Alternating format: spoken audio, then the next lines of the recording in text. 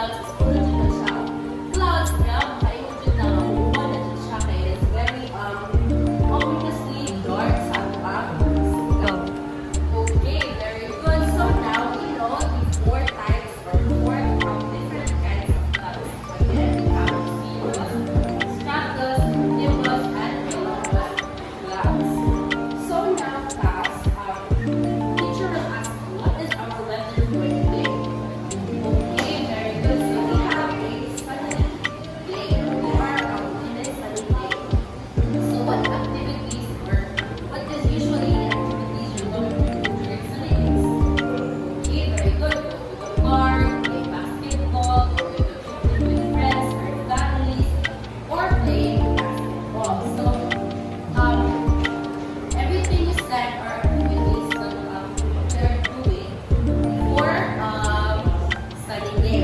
So what about rainy days? What are the activities we're going to do during rainy days? Yes, very good. So we are going to stay at home or play video games at home and play indoor games and also baking. So you'll enjoy that during rainy day. Even though baby will was. So now, class, knowing the weather outside is very important for us. Do you think dapat sila ma-aware of kung sa weather every day? Okay, very good. So how can you determine and measure the weather? Okay ba?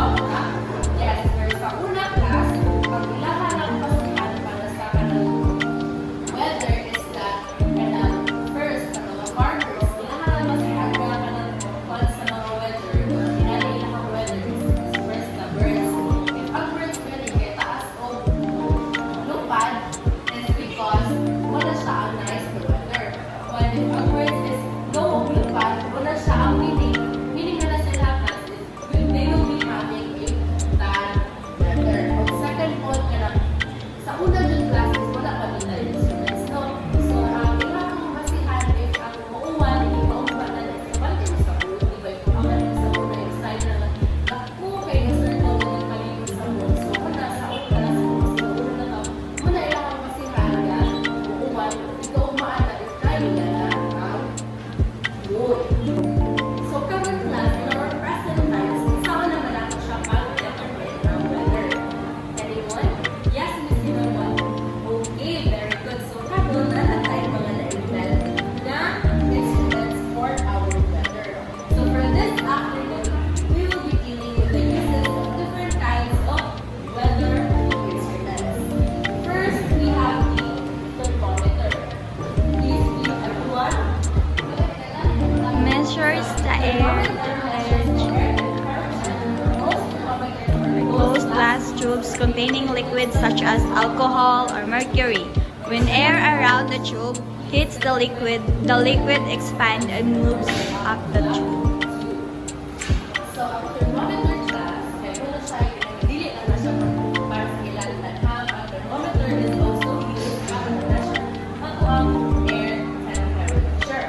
So, if ang air temperature class is ihit kaayo, ang kaning bench or kaning alcohol or mercury, rise na siya kababaw. So, kaning thermometer is again used for air temperature. So, for example, if pinana ka sa thermometer, pinana ka, diba, init na siya. So, ang thermometer na is rise na ang mercury sa baba. Next is we have the barometer. So, barometer measures air pressure. It tells you whether or not our pressure is rising or falling. When rising, barometer means Sunny and dry conditions, while falling barometer means stormy and wet conditions.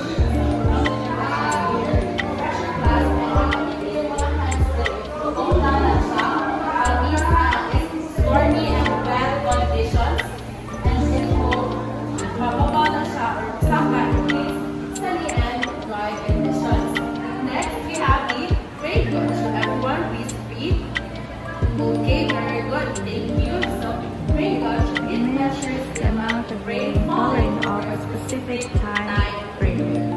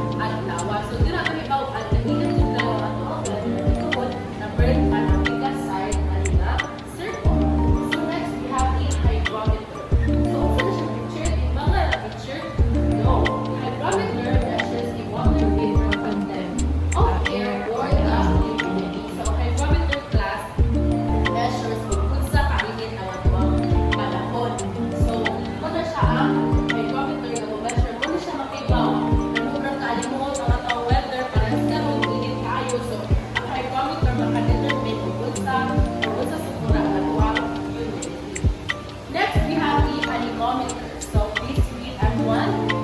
Okay, thank you. So anemometer measures the density.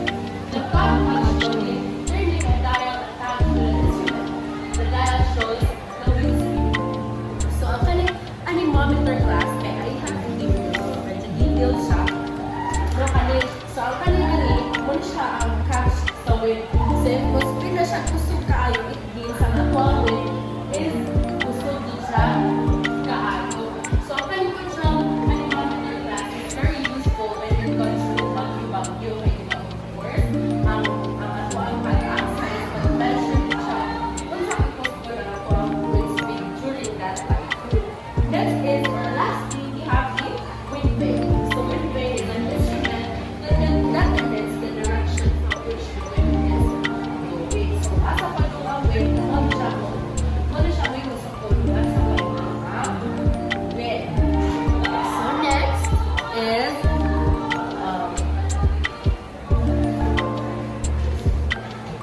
so now I want everyone to recall the different types of weather instruments. First, yes, thermometer. So para asa ka na thermometer? It measures the Air temperature. Next, the barometer. So what is the use of barometer? It measures the air pressure. So a thermometer temperature, air temperature. The barometer is air pressure. Next, the rainbow. Para asa ang rainbow? Okay, it measures the rain that is falling over. That is falling Amount of rain. Next, the capital strokes recorder. It measures the sunshine. Very good. So it seems like everyone is listening. Kaya nakibaw ka naman sa sa instruments. Next, the hygrometer. What is the use of hygrometer? Measures the water vapor. Oh, very good. It measures the water vapor. Next, the anemometer. What is the use for anemometer? Measures the winds. Very good. So, no, very good sa mga students na yung recall sila kung sa'y gamit sa anemometer. That class, again, lastly, what is the wind vane? What is the use of wind vane? Very good. Okay, so it determines the direction. So, very good. Seems like everyone is listening dahil na very call naman sa gamit sa weather instrument. And for that, in very call na I would like to give everyone a wow clap. So, follow the teacher ha. Okay? Well, the wow clap goes like this. 1, 2, 3. 1, 2, 3. Wow. Okay, very good. So now, I have here flashcards. So I have here flashcards. So this flashcards contains mga pictures. So I would like everyone to determine. I have here flashcards. So this flashcards contains all of the weather instruments. So I would who would like to participate, just raise their hands and I will give you prizes after our class. So now we're going to do the mechanics of this flashcard things. Or if you're going to answer what is this, we're also going to say what is the purpose or what is the use of this pictures. Okay? Okay, very good. So now, who's going to answer this? What is this? Campbell Strokes Recorder. Okay, so what is Campbell Strokes Recorder? Miss Montecillo? Mr. Sunshine. Okay, very good. It measures the sunshine. So Miss Montecillo, you will be receiving a prize later. So next, this one. What is this? Okay, Miss Malansa. Very Hygrometer. good. This is hygrometer. So what is the use of hygrometer? Okay, this measures the humidity. Next, I have here, what is this? Okay, Miss Lamita. Very good. It is the thermometer. So what is the use of thermometer again, Miss Lamita? Measures the air temperature. Very good. It measures the air temperature. Next, we have this. Okay, this is the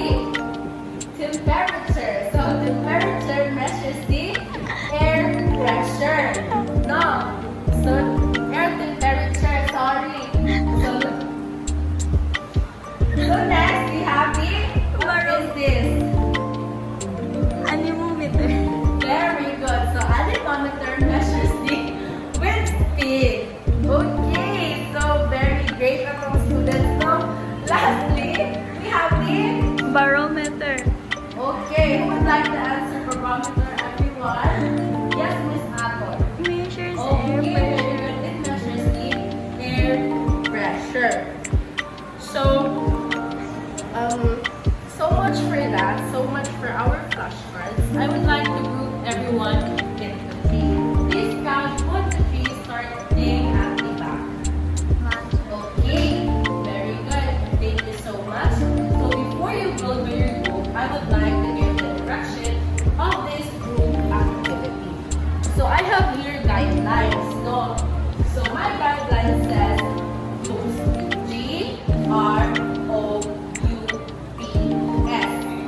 So I would like you to give thoughtful feedback, respect others and their thoughts, on task all the time, use soft voices, P for participate actively, and S for stay with your group.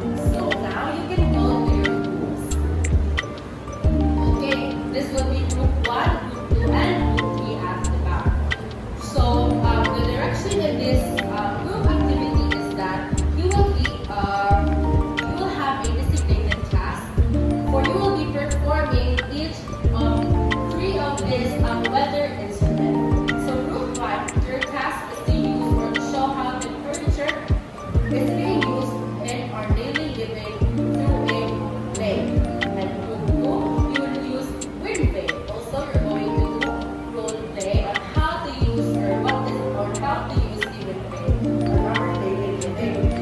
Next, we have group 3, you're going to perform barometer for a role play on how to use it in our daily living. I will give you 5 minutes to collaborate with your group and 10 minutes for performing here in front. So please lang avoid the shouting or avoid the loud voices so that the groups will be cooperating well sa tuwang.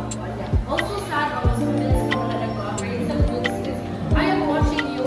So gawin mo grades if ever you will not able to perform well on the task. Okay?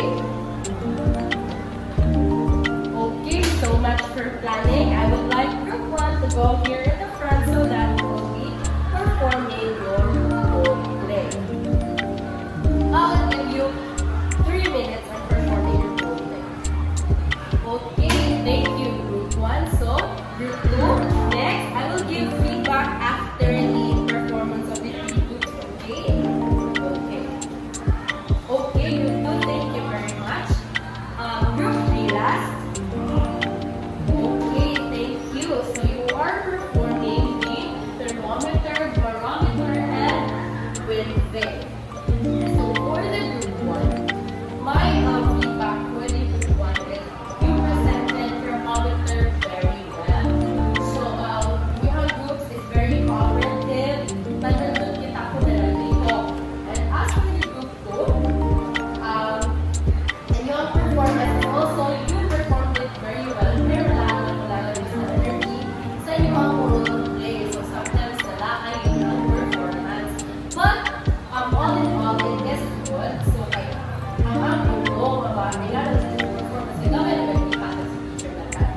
And as for the group sa wind vane, we're not that familiar with wind vane. Of course, the definition of the kita or daily living life.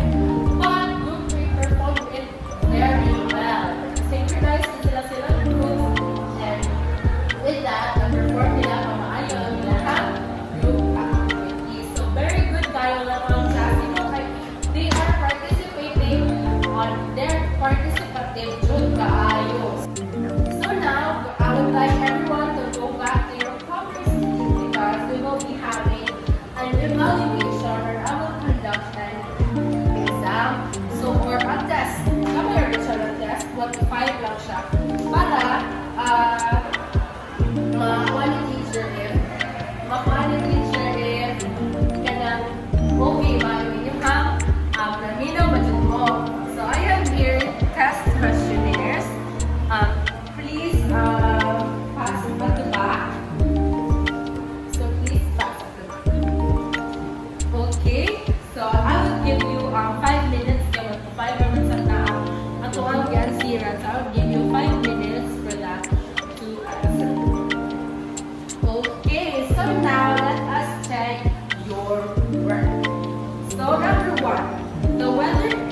What weather instrument is used to measure temperature or air temperature? Thermometer. Okay, very good. No, so A, thermometer. Next, this instrument is used to measure air pressure. A, hygrometer. B, thermometer. C, barometer. C. Barometer. Okay, also C, barometer. Next, what weather tool measures wind direction? A, wind vane. B, Campbell strokes recorder. C, anemometer. Okay, A, wind vane. So now, this